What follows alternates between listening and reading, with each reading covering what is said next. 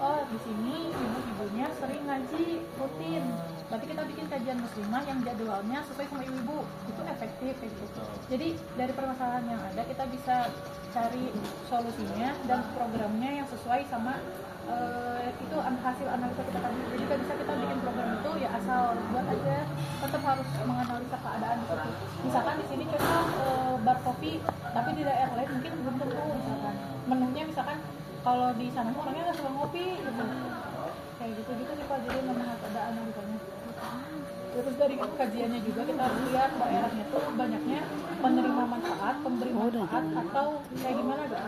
Kan misalkan orang yang penerima manfaat kajiannya itu disesuaikan levelnya gitu. Berarti kan harus merubah mindset mereka dulu kajiannya. Kalau yang pemberi manfaat mah berarti lebih level ya kajiannya bisa jadi lebih tinggi, misalkan gimana cara mereka melakukan data kayak gitu. Jadi topiknya tuh sesuai. Dan kalaupun menarik anak muda, kita harus tahu anak muda tuh sukanya apa, topiknya kayak gimana. Kayak di sini ada kajian anak muda, judul-judul itu yang ringan-ringan, sandwich generation, kata hati gitu. Jadi mereka pun ke masjid enggak, mereka tuh sebenarnya banyak yang ke masjid tuh nggak mau karena malu atau karena ngerasa tadi belum sempurna, belum enak. Jadi kita tuh apa namanya yang mencari Tuhan aja kita terima gitu maksudnya. Apalagi orang-orang yang udah punya iman tapi yang mau mengupgrade di bawah. Jadi ya kita maksimalkan potensi-potensi. Kan habis.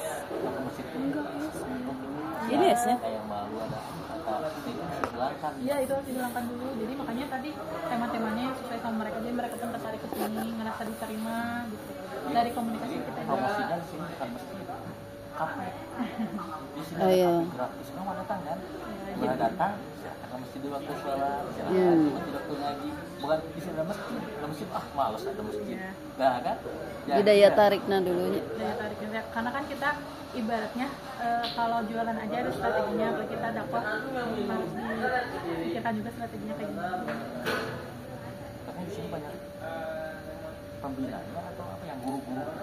Jadi kalau di kita itu sistemnya kan tadi Pak kepengasuhan.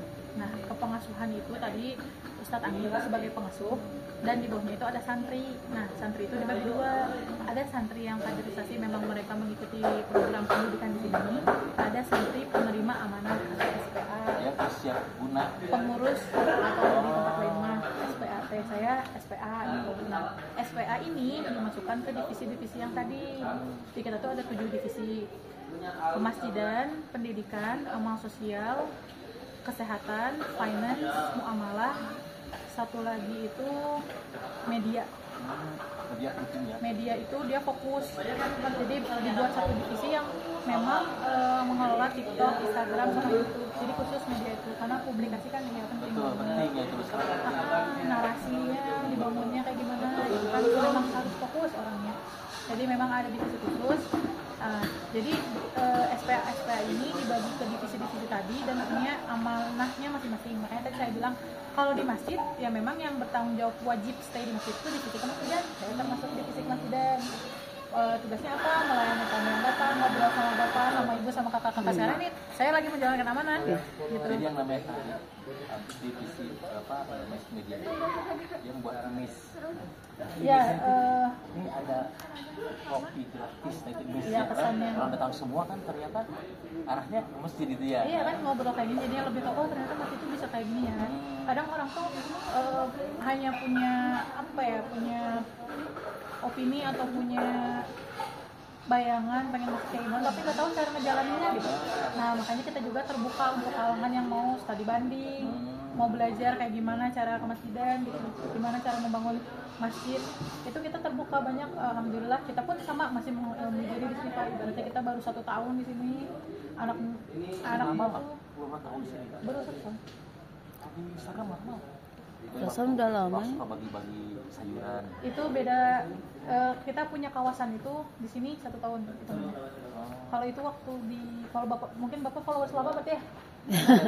Saya sering Suka lihat juga. Nah itu tuh sebenarnya di masjid yang di daerah Cibadak itu beda lagi. Makanya Jadi kok jadi di kota Sukabumi Pak? kita teh sebelumnya memang belum punya tempat sendiri. Nah, alhamdulillah Allah kasih kemudahan di Ramadan tahun kemarin dapat daerah di sini. Baru 1 tahun. Kita pindah.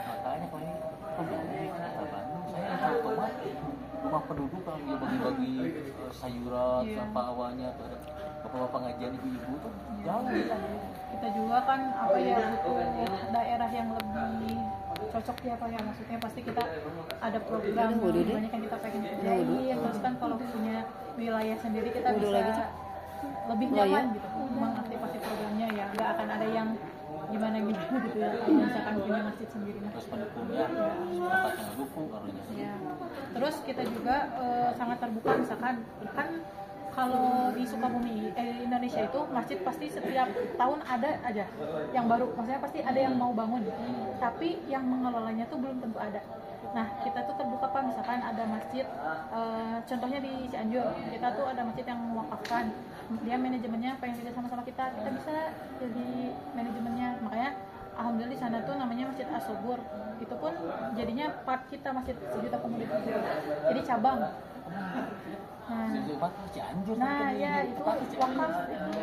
Jadi mereka pengen manajemennya tuh sama kita. Nah kita insya Allah menyanggupi, walaupun kita pun bertahap pembangunan SDM-nya, tapi insya Allah karena itu kan salah satu cita-cita kita juga ya, di beberapa daerah ada masjid harus jaga jadi ya. Bahkan yang di Purwakarta belum ada masjidnya, tapi timnya udah ada. Jadi kalau Ustadz Anggi bilang sebelum kita membangun masjid itu ada 3 tahapan. Pertama mengilmui diri. Nah dulu itu Ustadz belajarnya tuh ke Jogotarian, ke Ismu Yahya yang di Pontianak, ke beberapa masjid yang memang udah duluan berjalan gitu. Yang kedua itu membangun tim. Nah itu kan susah ya Pak, membangun SDM. Pasti akan ada yang terseleksi kayak gitu ya. Pasti akan ada proses upgradingnya. Yang ketiga itu punya otoritas, punya kawasan. Nah, walaupun di Purwakarta itu kita belum punya masjidnya, tapi pembangunan SDM-nya udah dari sekarang. Mereka ikut belajar di sini, ikut menjalankan amanah. Jadi nanti saat masjidnya sudah ada, udah siap. Saya punya tempatnya, bisa belajar tuh, bisa mengumpulkan dana, jadi bisa belajar di sini. Selama nanti 3 bulan itu yang di Masjid Akademi itu diajarin fundraising-nya, sampai bikin iklan gitu, nanti diajarkan. Makanya memang kan maksudnya kita tuh harus fokus ya. 3 bulan tuh udah termasuk cepet banget sebetulnya. kurang panjang. Iya. Iya. Terima kasih. Ada. Insya Allah. Boleh di-save sama saya. Ya.